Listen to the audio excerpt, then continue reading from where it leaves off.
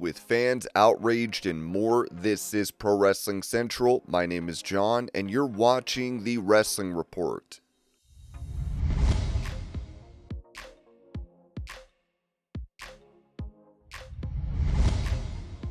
Taking aim at WWE following Dominic Mysterio's victory over HIJO del Vikingo at the WWE AAA Worlds Collide event, Hugo Savinovich told Lucha Libre Online there was one problem. And this is where I think Undertaker was there. I know Triple H and Shawn Michaels were there. I don't know who agented that match. I know Savio Vega is one of the agents, but there was a situation. You had to anticipate that the crowd wasn't going to favor the babyface. And I don't think that part was planned well. That hurts HIJO del Vikingo because the people were with the heel, with Dominic Mysterio. And although there were false finishes where Judgment Day tried to interfere, then his own father came in with a chair shot and Dragon Lee drove Judgment Day away, and then the Great American also applied the final pressure, passing him the foreign object, putting it into the mask to weaken HIJO del Vikingo. Then came the frog splash in the style of Eddie Guerrero, and 1, 2, 3,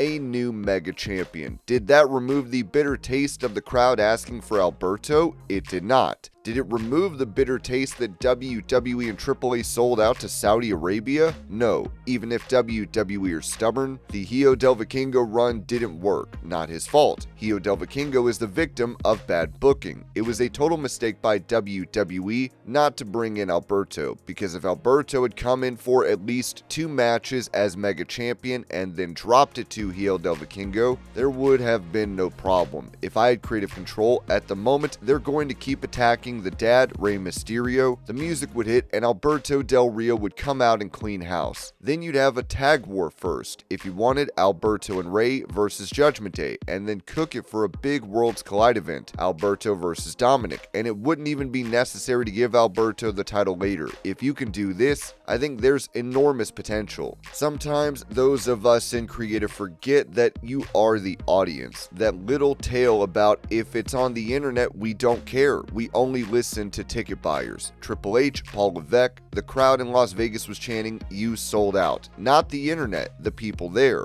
And the paying crowd in the arena did not applaud HIJO del Vikingo. You can't blame the internet there. And I'm not protecting Alberto because he's my friend or because I'm his pastor. I'm telling you the truth because he proved it in Mexico. In the live chat, people were asking for Alberto, and as Triple H will always say, no, that's the internet crowd. But it wasn't. It was the people there in Las Vegas who didn't applaud the champion they blatantly put there, and they ruined a debut, a presentation. Remember, HIJO del Vikingo looked incredible when he was in AEW. He looked tremendous. Matches against Kenny Omega that were completely high risk. Triple H and WWE put out HIJO del Vikingo's fire. When they gave him the title before the first event, they buried HIJO del Vikingo, and he hasn't been the same because he's a young guy who's had injuries and a lot of life experiences. And he's a tremendous wrestler, but he's been the victim of wrong creative ideas, and by not having Alberto, they sacrificed him.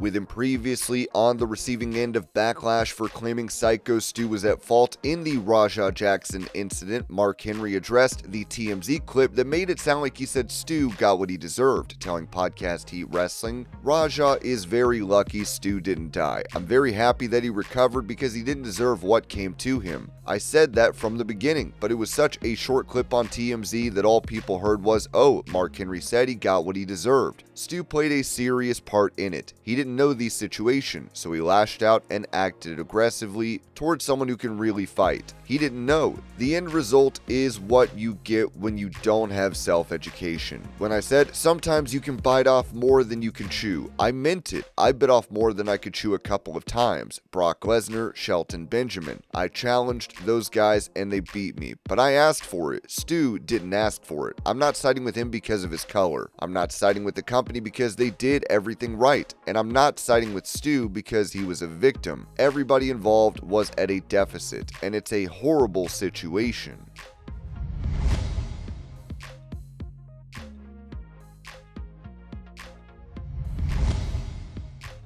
Staying on the topic of Rajah Jackson's assault on SYKO Stu, former WWE star and Harvard-trained lawyer David Otunga gave his take on the potential charges Jackson could face, telling Podcast Heat Wrestling, in terms of Rajah, worst case scenario, he's arrested and probably going to be charged with battery and assault to commit serious bodily harm. There's even a charge he could be hit with called mayhem in California, and that's a felony that carries up to 8 years in prison. So the stiffest consequence would be 8 years, and they might even stack these charges on top of each other. As for attempted murder, I'll tell you, attempted murder is a lot harder to prove than people think. Could he be charged with it? Yes, but it will be difficult to get a conviction, and prosecutors would be rolling the dice. First, there has to be a specific intent. This is a legal term, specific intent to kill and end someone's life. That means when Rajah got into the ring, he had to specifically intend to kill SYKO Stu. That's difficult to prove even by his statements. He talks about punching him, saying, "I'm not gonna F him up too bad, but I'm gonna F him up." Nowhere does he say anything about killing. Yes, you can say his actions suggest otherwise, but it's still difficult to prove that his mental state was, "I'm gonna kill this guy before I head out." I don't see it. So I believe it could be reckless conduct that could have caused death, but that wasn't his goal. His goal was about making a statement and knocking the guy out, but it was not homicide. So it's a very difficult point to prove, and if Rajah has a halfway decent attorney, he can avoid that, but the other charges fit accurately.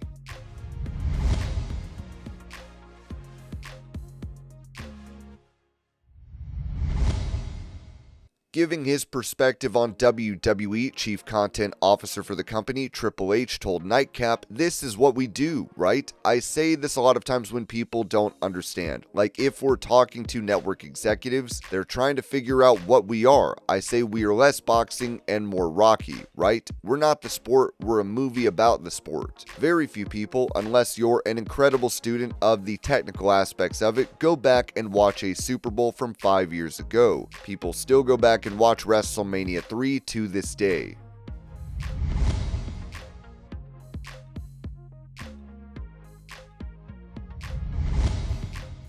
During that same interview, Triple H was asked if the WWE Performance Center is still based in Orlando. As he responded, "It's in Orlando. We're in the process of building a new one now in Orlando. It'll be even bigger and better. Our main offices are in Connecticut and LA, but Orlando's the developmental."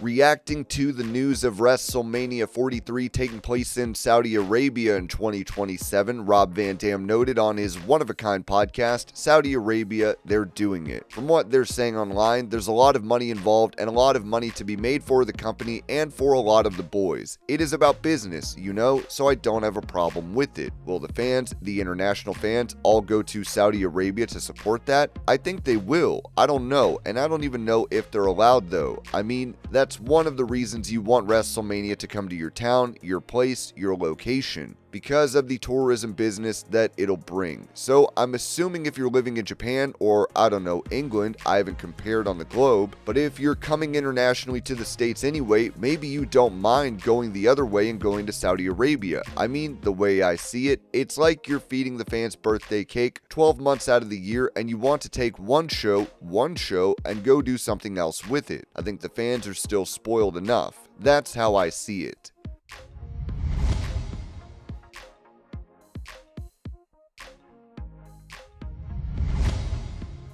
Going over WWE's plans for Mania 43, Ringside News wrote that WWE is planning a lot for Saudi Arabia. "We have learned a lot about WrestleMania 43 already. Although we don't know The Rock's status, we did hear Vince McMahon got some credit during the press conference. They have some big plans for the week as well." Mike Johnson reported on PW Insider that sources within WWE believe that the usual lineup of events, this is including Monday Night Raw, SmackDown, and the WWE Hall Hall of Fame ceremony will all take place in Riyadh during WrestleMania week. Usually, WWE stacks Friday, Saturday, and Sunday with events, and that also includes a much longer fan event like Fanatics' WWE World. At this time, there is no confirmation on whether NXT will be part of the international rollout, though sources noted plans are still in early development. This is certainly an interesting situation that could see the normal WrestleMania week schedule get a bit of a facelift for a year.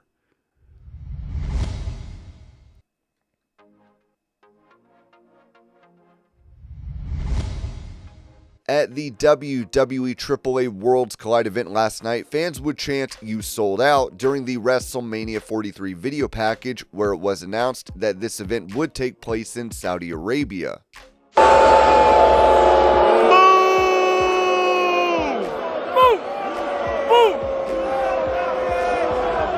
You sold out!